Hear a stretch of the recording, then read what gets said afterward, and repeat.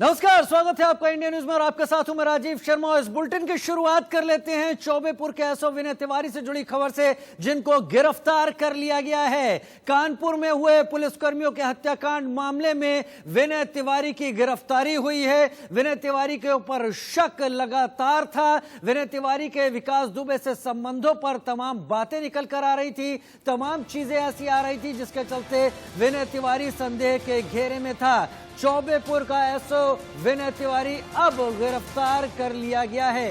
STF इस पूरे मामले की जांच कर रही है और विकास दुबे मामले में विनय तिवारी की गिरफ्तारी हो गई है। यानी एक बात तय है, अब इस गिरफ्तारी के बाद जो तमाम बातें निकलकर सामने आएंगी वो विकास दुबे के फरार होने और उससे पहले पुलिस कर्मियों पर प्राणघातक हमला करने के तमाम साजिशों से जुड़े हुई कई परतों को खोलेंगी।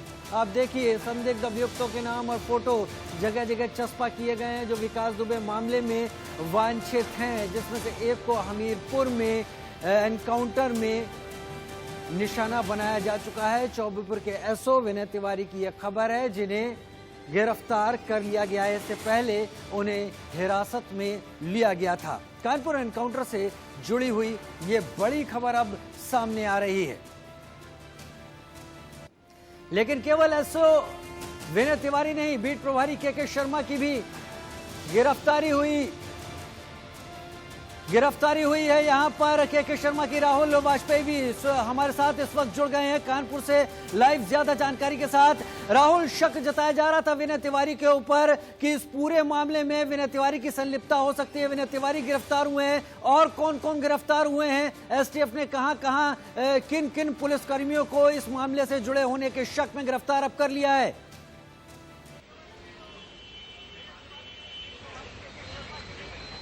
जो एसओ पूर्व एसओ विनय तिवारी थे उनको गिरफ्तार किया गया। जो बीट प्रभारी थे के शर्मा, उनको गिरफ्तार किया गया। कहीं ना कहीं अब जो आशंका जताई जा रही थी वो पुख्ता हो चुकी है कि इन्होंने ही विकास दुबे की मदद करी थी, जिस मदद का एवरेज 8 पुलिस कर्मियों को अपनी जान दे के चुकाना पड़ा।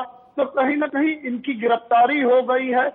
एसटीएफ इनसे पूछताछ कर रही है और कड़ियां भी खुलेंगी, क्योंकि इसके अलावा और भी जो पुलिस कर्मी हैं वो अभी रडार पे हैं। फिलहाल जो चौबेपुर थाना है उसके सारे अधिकारियों से लेके पुलिस कर्मियों तक लाइन हाजिर कर दिया गया था आज सवेरे ही। इसके अलावा नई वहां तैनाती करी गई है, लेकिन जितने लोग वहां पूर्व में थे उनके सबके फोन सर्विलांस में लगे हुए हैं, सब एसटीएफ की रडार पे हैं, क्योंकि मामला बहुत ही गंभीर है, जिसको लेके पुलिस के आला अधिकारी कोई भी रिस्क उठाना नहीं चाहते हैं। इसी के चलते एसओ विनय तिवारी और बीट प्रभारी के शर्मा को गिरफ्तार कर लिया गया। चलिए, बहुत बढ़िया, दोनों को गिरफ्तार कर लिया गया। आपका पॉइंट यहां पर समझ में आ गया कि क्या क्या कार्रवाई की गई है। खुर्रम निजामी हमारे साथ इस वक्त जुड़े हुए हैं, हमारे साथ देवेंद्र भारद्वाज गुड़गांव से भी इस वक्त जुड़ गए हैं जानकारी के साथ।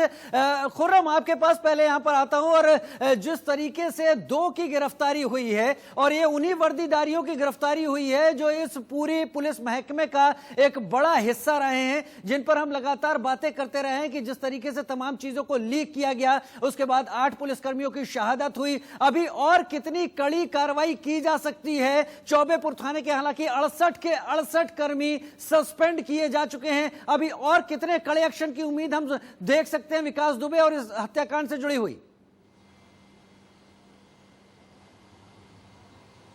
देखिए, लाजमी था, वाजिब था, जरूरी भी था कि इन दोनों पर कार्रवाई की जाए, चाहे वो एसओ साहब हो, चाहे वो बीट प्रभारी के शर्मा हो, या फिर एसएचओ विनय तिवारी हो। ये बात इससे ज़रूरी हो जाती है क्योंकि प्रथम दृष्टिया ये साफ हो चुका था कि इन दोनों की संलिप्तता के कारण, के संलिप्तता की भी बात नहीं आई है। ये दो बड़े कारक थे इस पूरे ऑपरेशन को फेल होने में। बीट प्रभारी इसलिए क्योंकि वो बीट इंचार्ज थे, उनको मालूम था कि वहाँ स्थिति क्या है और वहाँ क्या तैयारी, ये फीडबैक उनसे लिया जाना था। जबकि एसएचओ साहब वहीं लोकल थे, इसलिए आईजी मोहित अग्रवाल से जब मेरी बात हुई थी तो उन्होंने भी कहा था ये उनसे अपेक्षा थी कि वो आगे रह के लीड करते, लेकिन पीछे रह गए। ये भी साफ करता है कि विनय तिवारी को मालूम था कि आगे क्या हो सकता है, लिहाजा आगे नहीं गए।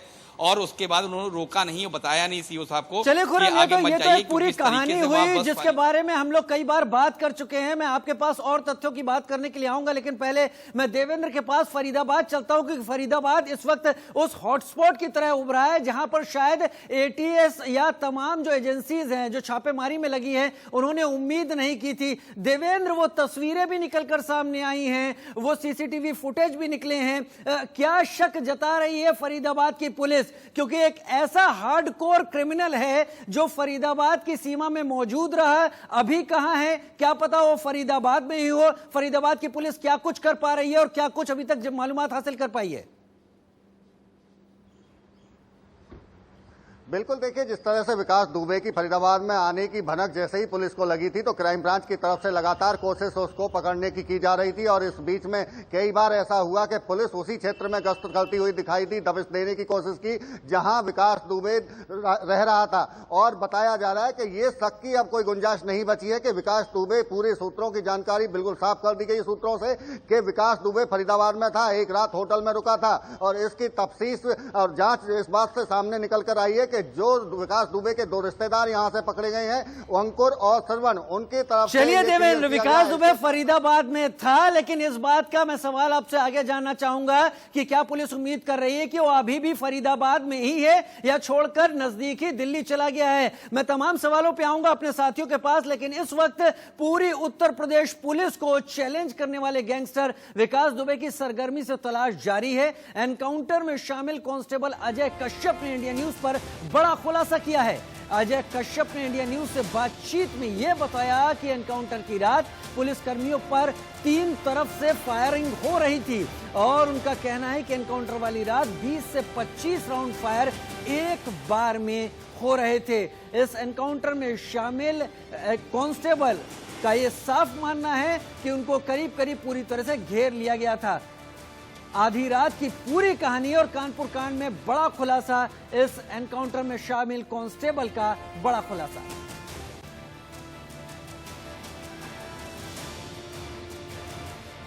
विकास दुबे घर के सामने एक जेसीबी खड़ी दिखाई दी, जो कि इस प्रकार से खड़ी थी कि उसमें से एक बार में एक ही आदमी निकल सकता है। तो एक लाइन से लगे निकलने के लिए, तो अधिकतर लोग क्रॉस नहीं कर पाए थे, कुछ लोगों ने क्रॉस कर दी थी। और फिर जब किसी ने हमारे स्टाफ ने किसी ने टॉर्च मारी विकास दुबे के छत की तरफ, तो वहाँ एक आदमी दिखाई दिया।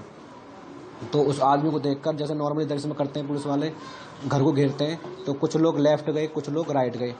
तो हमारे एसओ बिठूर और मैं, अजय कश्यप और अजय सेंगर एक और थे, हम 3 लोग घर के लेफ्ट की तरफ जा रहे थे, पीछे जाते। तो हम तभी घर के कोने पर ही पहुँच पाए थे, तभी ताबड़तोड़ फायरिंग चालू हो गई, और कम से कम 20 से 25 राउंड पहले बार में आए होंगे, और हम तीनों के गोली लग गई।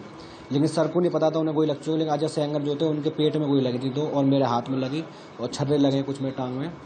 तो हमने एक दीवार की आड़ ली, लेकिन वो आड़ ऐसी थी जैसे विकास दुबे का जो घर था वहाँ से हम साफ दिख सकते थे, लेकिन वो हमें इतना अंधेरा था, हमें ये पता नहीं चल रहा था कि फायर हो कहाँ से रहे, आ कहाँ से रहे फायरिंग। अगर हमने फायरिंग करी तो हमें बिल्कुल अंधेरा था, हम समझ नहीं पाए थे हमें फायर करना कहाँ पर है, क्योंकि वहाँ अंदाजन गोलियाँ 3 तरफ से चल रही थी।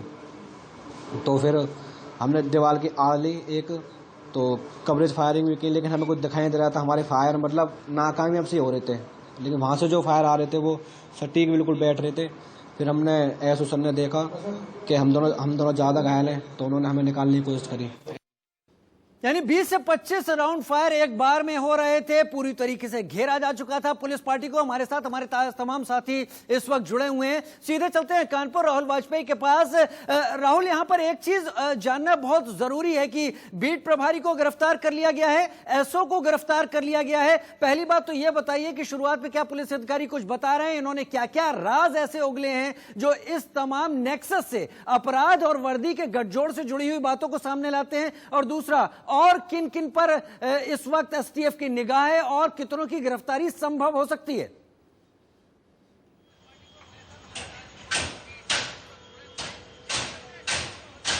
पहले अभी तमाम पुलिसकर्मी अभी गिरफ्तारी हुई है, उसका एक मुकदमा दर्ज हुआ है फिलहाल अभी उसकी काफी जो अधिकारी हैं उनके द्वारा मीडिया में नहीं लाई गई है, क्योंकि जो भी मुकदमा लिखा गया होगा वो 120 भी उसकी मदद का लिखा गया होगा, क्योंकि विनय तिवारी और जो बीट प्रभारी के शर्मा है उन्होंने कुख्यात विकास दुबे की मदद करी थी, इसी चीज का मुकदमा लिखा गया है।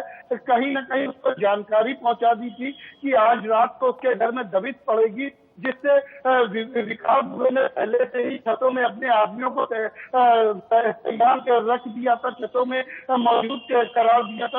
मौजूद कर दिया था, जिसके चलते जैसे ही टीम पहुंची तो जेसीबी से जैसे ही जो जेसीबी क्रॉस करके आगे बढ़ा तो तीनों तरफ से चलिए राहुल, ये कहानी करीब करीब साफ है कि जेसीबी से कैसे रास्ता रोका गया, लेकिन ये यहां पर खास है कि अभी विनय तिवारी एसओ और बीट प्रभारी के शर्मा को गिरफ्तार किया जा चुका है। हम चलते हैं गुरुग्राम, सीधे हमारे साथी देवेंद्र भारद्वाज हमारे साथ जुड़ गए हैं। फरीदाबाद में देखा गया, मौजूदगी देखी गई, गिरफ्तार किए गए उसके गुर्गे विकास दुबे के। गुरुग्राम पुलिस, क्योंकि फरीदाबाद से सटा इलाका है और खास तौर पर फरीदाबाद और गुरुग्राम एक ऐसे एक्सप्रेसवे से जुड़ते हैं जिसमें दिल्ली बीच में नहीं आता है और यह करीब करीब खाली इलाका है एक्सप्रेसवे का। क्या हो सकता है इसको एक्सेस करके गुरुग्राम पहुंचाओ वो, और गुरुग्राम की पुलिस का क्या कुछ कहना है विकास दुबे की तलाश को लेकर? देखिए, बिल्कुल निश्चित तौर पर जिस तरह से सीसीटीवी कैमरे में विकास दुबे नजर आया था, उसके बाद से कयास लगाए जा रहे थे कि फरीदाबाद के आसपास के इलाकों में ये छिपा हो सकता है। और ये निश्चित तौर पर गुरुग्राम के जो आवाजाही है, लोगों की बड़ी संख्या में है, फरीदाबाद से बड़ी संख्या में ट्रांसपोर्ट है, और यही नहीं एक रास्ता ऐसा है जहां चेकिंग कम है और उसी का हो सकता है सहारा लिया हो। और इसी को मद्देनजर रखते हुए गुरुग्राम पुलिस पूरी तरह से अलर्ट हुई जब ये जानकारी मिली कि विकास दुबे फरीदाबाद में एक होटल में ठहरा हुआ था, वहां सीसीटीवी कैमरे में नजर आया। तो उसके बाद से पुलिस की तरफ से पूरे जो अपने जवान हैं उनको अलर्ट किया गया। बाकायदा पुलिस कमिश्नर की तरफ से ये संदेश भी दिया गया, ये आदेश भी दिए गए कि विकास दुबे फरीदाबाद में देखा गया तो हो सकता है टैक्सी या ऑटो के मार्फत वो गुरुग्राम में आ जाए, और गुरुग्राम पुलिस इसको लेकर पूरी तरह से अलर्ट रहे। बाकायदा पुलिस कमिश्नर ने यह भी कहा कि वो लंगड़ाकर चल रहा है। और इसके बाद जो गुरुग्राम पुलिस है, तमाम जो बॉर्डर हैं दिल्ली से सटे हुए हैं, फरीदाबाद से सटे हुए हैं, उन सभी बॉर्डर्स पर चेकिंग बढ़ाई गई। और देवेंद्र शायद ये एक ऐसी पहचान है विकास दुबे की जो उसको छुपने नहीं देगी, क्योंकि वो लंगड़ा कर चलता है लेकिन अपराध की दुनिया में फर्राटे से दौड़ लगाता है। आप सभी हमारे साथ बने रहे। बात यहां पर यह है कि विकास दुबे आखिर कहां हो सकता है, उसकी तलाश में पुलिस कहां कहां दबिश दे रही है, हमारी सहयोगी शुभ्रा इस बारे में बता रही है।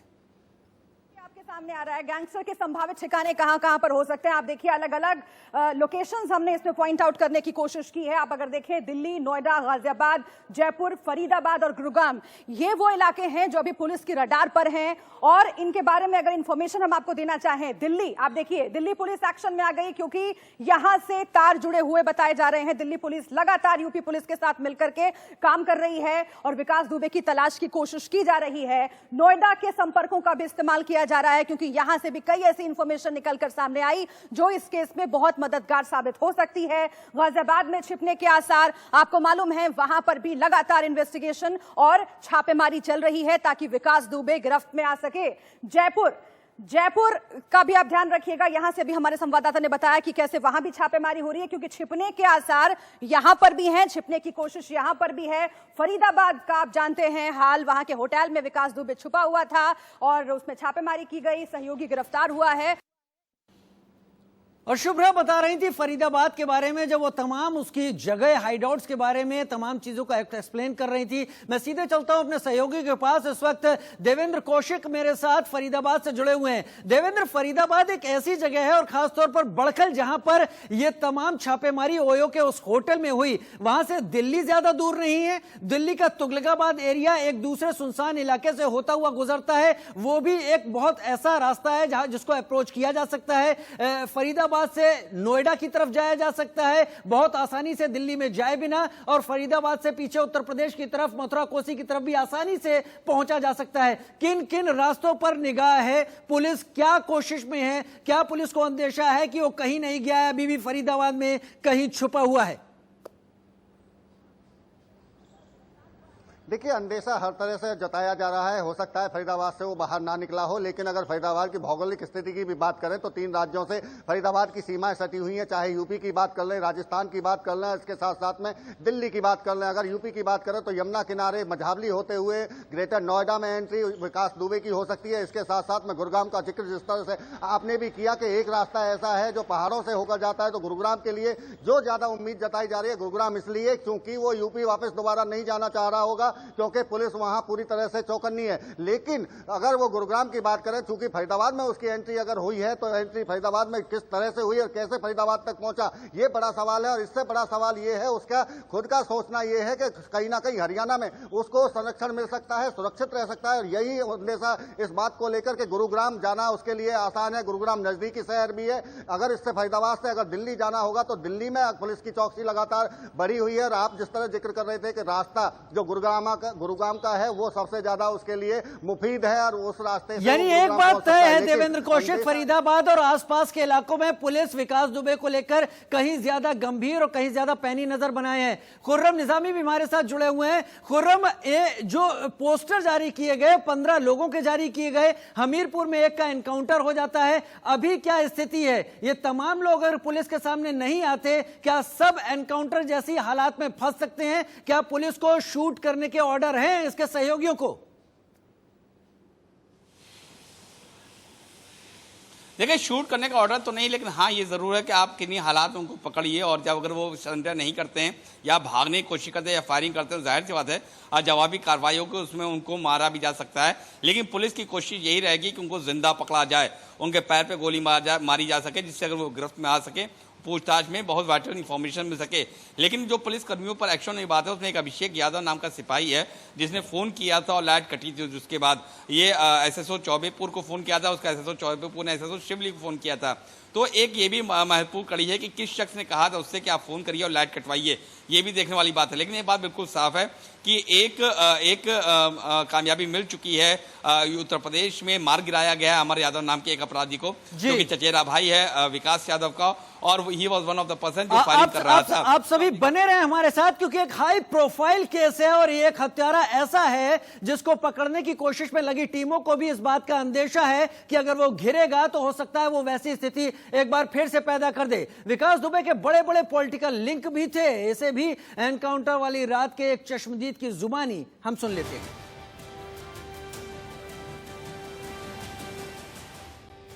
जगह पकड़ती, राजनेताओं में पकड़ती, राजनेताओं में उसकी पकड़ थी।